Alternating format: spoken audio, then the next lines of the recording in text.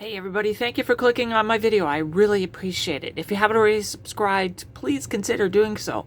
Hit that like button too.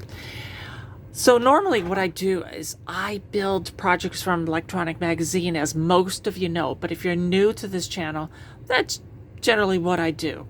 However, today I've got something a little bit different. I'm going to try and fix my oscilloscope. Channel B does not work. That's really what it comes down to. And so if you're interested in that, please hang in there, and maybe you'll enjoy the video. If you're not an electronics type person, stick around, and maybe we can teach a few things. Anyway, so that's channel A right now running. So if most of you don't know, scopes do have like a test signal that you can just connect to, right? And just to make sure everything's working, there's a square wave on channel A. I'm going to flip the probe over to channel B, and let's see what we get.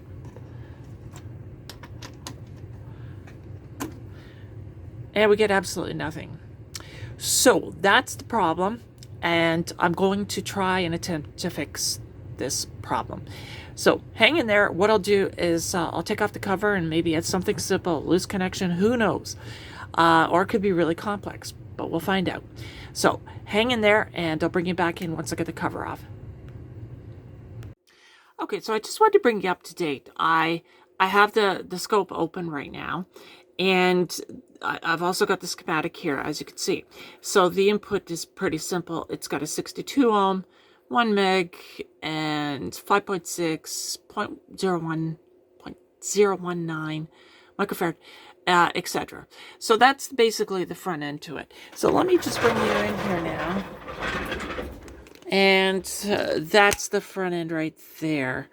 So there are 62 ohm from the actual BNC jack. It comes up to the board here. And that's where all these other resistors are. And there's that 0.019 microfarad. And everything measures good. So I just wanted to do that up front. Now there's these two modules here. This is channel A and this is channel B. So they come out. So they're on pins, much like a socket. So I'm going to put it back in, put those two modules back in, and see if there's any difference. Now I know I haven't changed anything, but I'm thinking maybe the connections to those two modules were bad. I don't know. Let's give it a try, and I'll bring you right back in.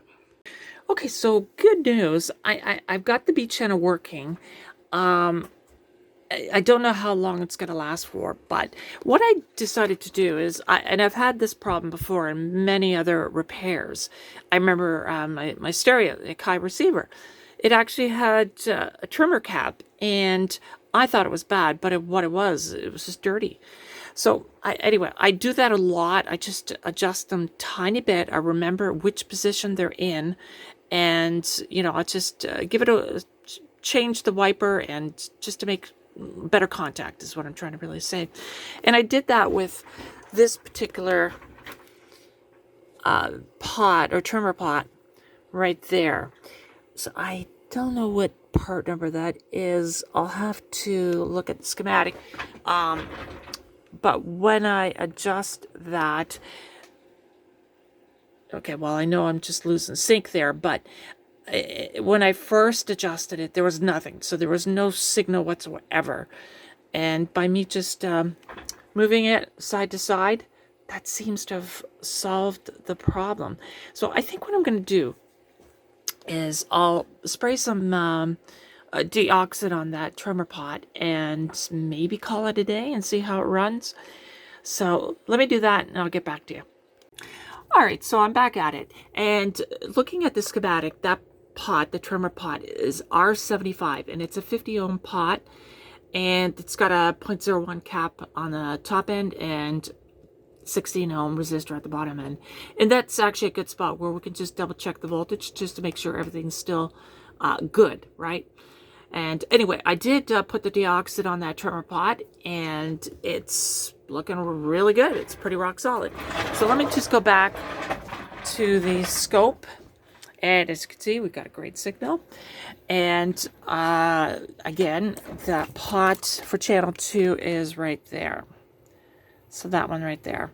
Anyway, so I've got I've got my multimeter connected to that bottom end of that 16 ohm resistor just to make sure I got the right voltage. And I do. It should be minus 8.6 and pretty much can't get any closer than that. So that's it. So if you have no input to your Tektronix 2235, maybe that's something to consider.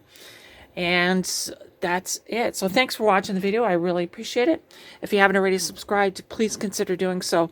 Hit that like button. That'd be great too. And if you haven't checked out some of my other videos, please do. I've got a lot of builds, electronic builds from Popular Electronics and Radio Electronics, etc. Anyway, thanks for watching. Bye for now.